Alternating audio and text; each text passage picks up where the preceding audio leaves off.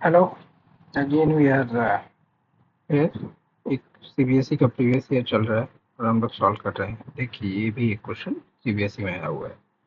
1/x log x का whole square, यहाँ bracket है, -3 log x -4 और यहाँ पे dx। ओके, इस प्रॉब्लम को सॉल्व हम लोग कैसे करेंगे? तो सबसे पहला स्टेप देखिए हमारा कि log x का डिफरेंशिएशन क्या होता है हमारा 1/x। तो log x को हम यहाँ सब्स्टिट्यूट करेंगे t। अब यहाँ डिफरेंशिएट करते हैं 1/x into D X, this equals to क्या आ गया dt। अब यहाँ से हमें dx बाय x हम क्या सब्स्टिट्यूट कर देते हैं dt, और log x की जगह log x को क्या बना था t का स्क्वायर -3t -4, ये हो गया। अब नीचे में, हाँ देखिए ये क्वेश्चन आपका पार्शियल फ्रैक्शन में चला जाएगा, फिर t डिवाइडेड बाय नीचे क्या हो जाएगा, फैक्टराइजेशन कर देते हैं normal, 4t plus t -4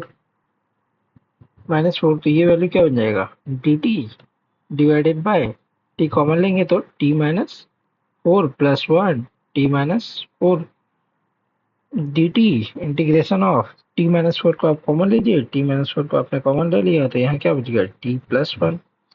okay, again ये पार्शियल फ्रैक्शन फिर बन गया, ऊपर कुछ नहीं है तो हमने क्या बोला था इसको a t-4 plus B divided by t+1। अब क्या है, ये एक लीनियर है, लीनियर को हमने सॉल्व करने के लिए क्या बोला था, इसमें क्या वैल्यू डालेंगे जो हम लोग का क्या आ जाएगा वैल्यू, इसमें क्या पुट करेंगे कि वैल्यू जीरो हो जाए। टी को अगर यहाँ पे टी को अगर हम 4 पुट कर देते हैं तो ये वैल्यू जीरो हो जाता है, तो टी को आप यहाँ 4 करिए। जब आप टी को यहाँ पे 4 डालिएगा तो ये वैल्यू क्या बन जाएगा, ये बन जाता है 5। मतलब ए का वैल्यू क्या बन जाएगा, ए का वैल्यू क्या बन जाएगा, ये 5 इसका रेसिप्रोकल 1/5, तो मतलब ए का वैल्यू क्या बन गया आपका 1/5, तो t-4। सिंपली ये वाला हो गया पार्ट, ठीक है। प्लस यहाँ पे क्या वैल्यू रखेंगे t+1, -1 रखेंगे तो यहाँ पे आप -1 रखिए। यहाँ पे अगर हम -1 रख देंगे तो ये वैल्यू जीरो हो जाएगा, +1 -1 जीरो। अब इस -1 को आप यहाँ पे रखिए, -1 -4 ये क्या बन रहा है आपका -5, तो b का वैल्यू क्या आ जाएगा -5, और b के उसका रेसिप्रोकल 1/5, तो b का वैल्यू आप क्या लिख सकते हैं -1/5 t+1, ये हो गया, ठीक है। अब आप सिंपली कर दीजिए integration of a t-4 times dt plus integration of b dt divided by t+1।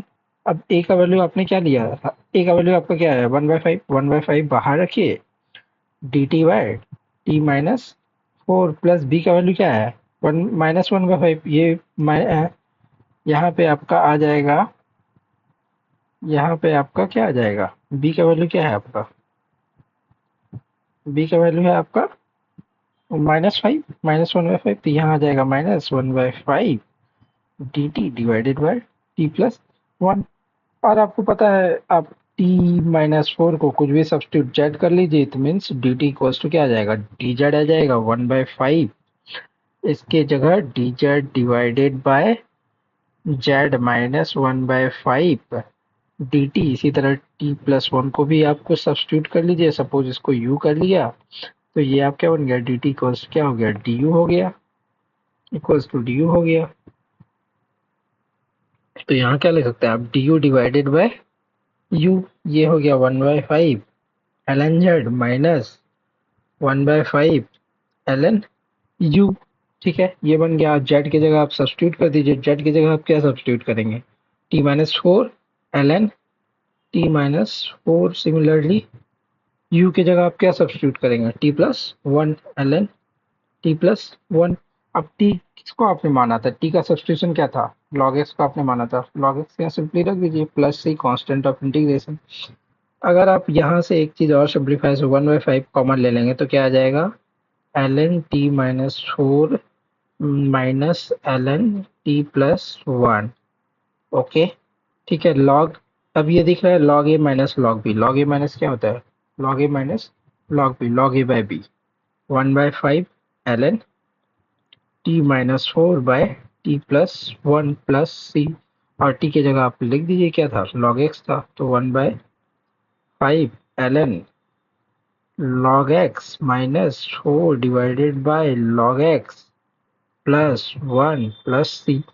यहाँ ln जब बोलते हैं ln, मतलब जब कैलकुलस में हम यूज करते हैं तो log को ln से ही डिनोट करते हैं, क्योंकि ln मतलब हो गया बेस ई।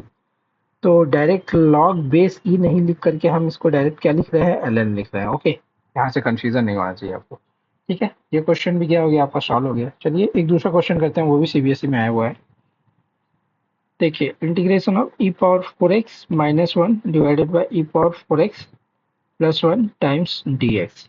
देखिए, इस प्रॉब्लम को सॉल्व करने के लिए आप क्या करिए, इस टाइप का जो प्रॉब्लम आता है ना, उसको सॉल्व करने के लिए आपको एक्सपोनेंशियल फंक्शन से ही इसको क्या कर दीजिए, आप डिवाइड कर दीजिए, क्योंकि उससे डिवाइड करेंगे तो आपका एक सब्स्टिट्यूशन बन जाएगा। सपोज मैंने क्या किया यहाँ पे, ई पावर 4x माइनस 1 इसको क्या कर दिया, ई पावर 2x से डिवाइड कर दिया। सिमिलरली मैंने नीचे भी यही काम किया, ई पावर 2x से डिवाइड कर दिया। अब आप जब डिवाइड कर दोगे तो ये क्या बन जाएगा, ई पावर 2x माइनस ई पावर माइनस 2x, नीचे में क्या बन जाएगा, ई पावर 2x प्लस ई पावर माइनस 2x, और ये हो गया dx।